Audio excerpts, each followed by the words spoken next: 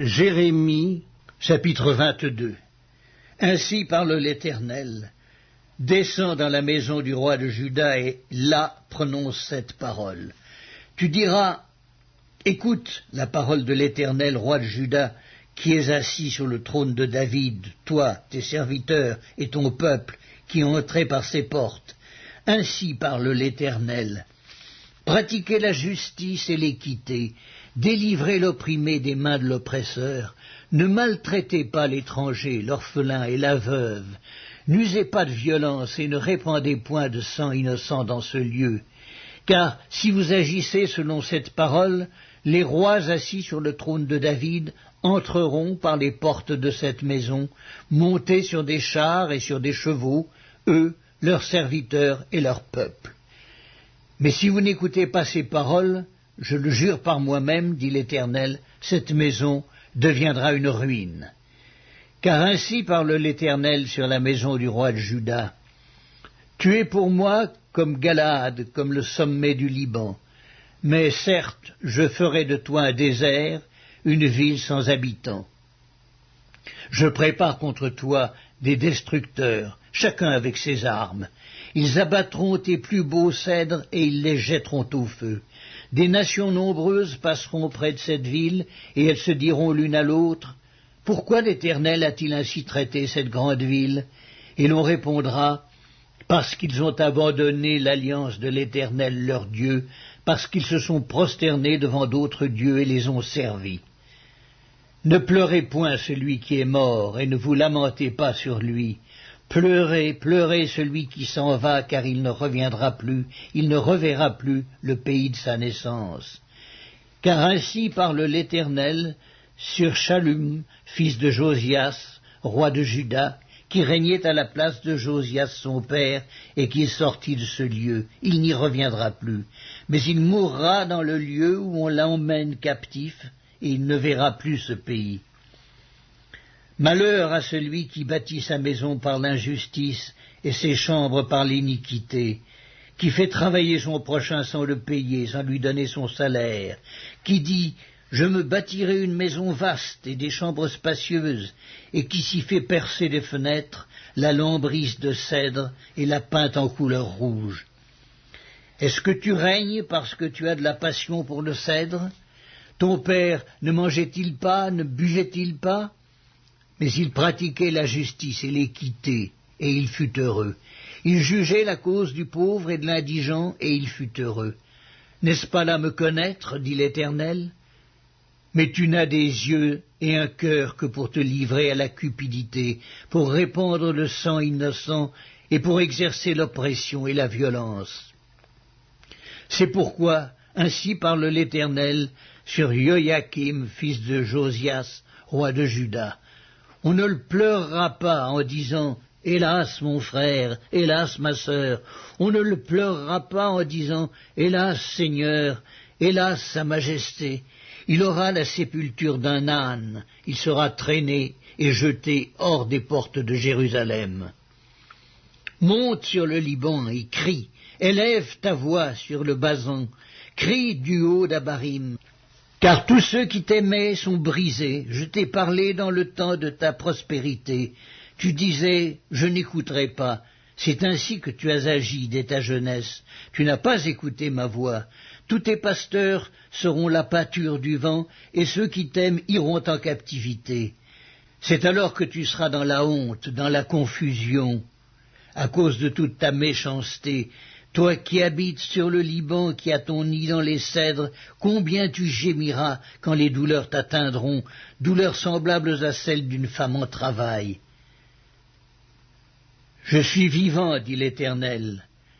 Quand Jéconia, fils de Joachim, roi de Juda, serait un anneau à ma main droite, je t'arracherai de là, je te livrerai entre les mains de ceux qui en veulent à ta vie, entre les mains de ceux devant qui tu trembles, entre les mains de Nebuchadnezzar, roi de Babylone, entre les mains des Chaldéens. Je te jetterai, toi et ta mère qui t'a enfanté, dans un autre pays où vous n'êtes pas nés, et là vous mourrez. Mais dans le pays où ils auront le désir de retourner, ils ne retourneront pas. Est-il donc un vase méprisé, brisé, ce Jéconia? Est-il un objet auquel on n'attache aucun prix? Pourquoi sont-ils jetés, lui et sa postérité, lancés dans un pays qu'ils ne connaissent pas? Terre, terre, terre, écoute la parole de l'Éternel, ainsi parle l'Éternel. Inscrivez cet homme comme privé d'enfant, comme un homme dont les jours ne seront pas prospères, car nul de ses descendants ne réussira à s'asseoir sur le trône de David et à régner sur Juda. Jérémie, chapitre 23. Malheur aux pasteurs qui détruisent et dispersent le troupeau de mon pâturage, dit l'Éternel. C'est pourquoi ainsi parle l'Éternel, le Dieu d'Israël, sur les pasteurs qui paissent mon peuple. Vous avez dispersé mes brebis, vous les avez chassées, vous n'en avez pas pris soin. Voici, je vous châtierai à cause de la méchanceté de vos actions, dit l'Éternel. Et je rassemblerai le reste de mes brebis de tous les pays où je les ai chassées. Je les ramènerai dans leur pâturage. Elles seront fécondes et multiplieront. J'établirai sur elles des pasteurs qui les paîtront. Elles n'auront plus de crainte, plus de terreur, et il n'en manquera aucune, dit l'Éternel.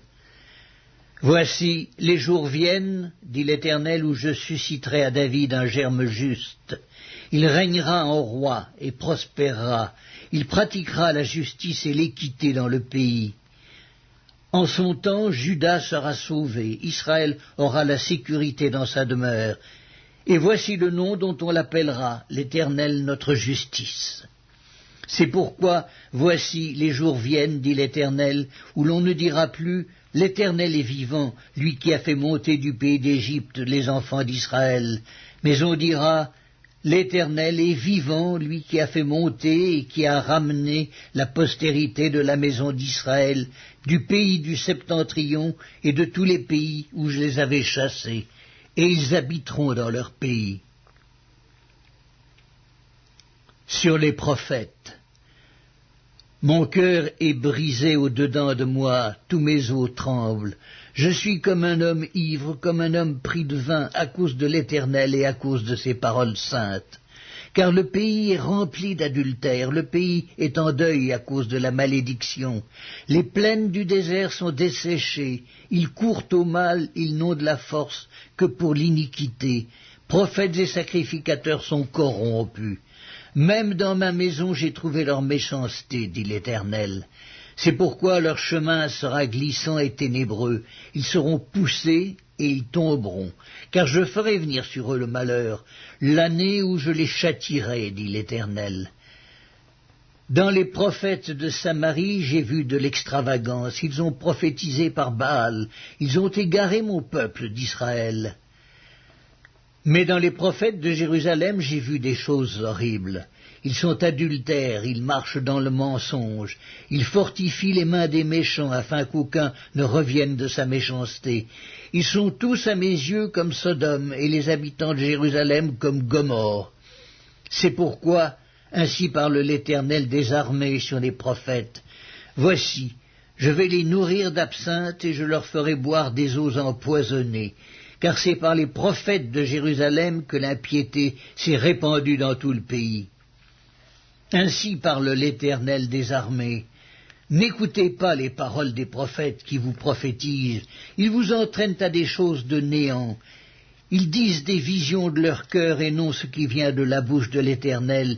Ils disent à ceux qui me méprisent, l'Éternel a dit, vous aurez la paix. Et ils disent à tous ceux qui suivent les penchants de leur cœur, il ne vous arrivera aucun mal. Qui donc a assisté au conseil de l'Éternel pour voir, pour écouter sa parole? Qui a prêté l'oreille à sa parole? Qui l'a entendu? Voici la tempête de l'Éternel, la fureur éclate, l'orage se précipite, il fond sur la tête des méchants. La colère de l'Éternel ne se calmera pas, jusqu'à ce qu'il ait accompli, exécuté les desseins de son cœur. Vous le comprendrez dans la suite des temps. Je n'ai point envoyé ces prophètes et ils ont couru. Je ne leur ai point parlé et ils ont prophétisé. S'ils avaient assisté à mon conseil, ils auraient dû faire entendre mes paroles à mon peuple et les faire revenir de leur mauvaise voie, de la méchanceté de leurs actions. Ne suis-je un Dieu que de près, dit l'Éternel, et ne suis-je pas aussi un Dieu de loin? Quelqu'un se tiendra-t-il dans un lieu caché sans que je le voie, dit l'Éternel? Ne remplis-je pas, moi, les cieux et la terre, dit l'Éternel? J'ai entendu ce que disent les prophètes qui prophétisent en mon nom le mensonge, disant « J'ai eu un songe, j'ai eu un songe ». Jusqu'à quand ces prophètes veulent-ils prophétiser le mensonge, prophétiser la tromperie de leur cœur? Ils pensent faire oublier mon nom à mon peuple par les songes que chacun d'eux raconte à son prochain, comme leurs pères ont oublié mon nom pour Baal. Que le prophète qui a eu un songe raconte ce songe, et que celui qui a entendu ma parole rapporte fidèlement ma parole. Pourquoi mêler la paille au froment, dit l'Éternel? Ma parole n'est-elle pas comme un feu, dit l'Éternel, et comme un marteau qui brise le roc?